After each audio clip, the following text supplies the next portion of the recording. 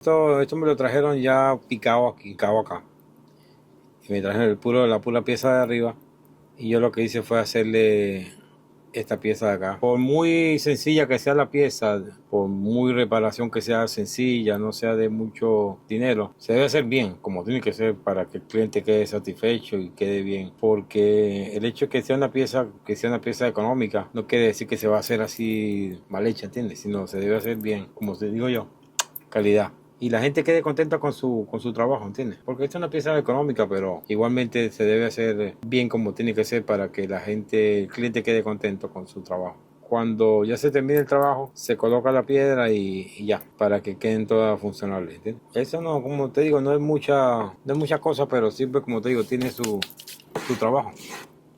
Como cualquier otro trabajo que ya tú le tienes la experiencia cogida, ¿entiendes? La misma vista te dice cómo vas y cómo tiene que ser. Cuando un joyero está empezando, pues tiene que ir milimétricamente despacio y chequeando y toda la cosa. Ya cuando uno tiene la experiencia, no necesariamente tiene que hacer esto tan. El joyero nuevo, pues tiene que ir pisando suave.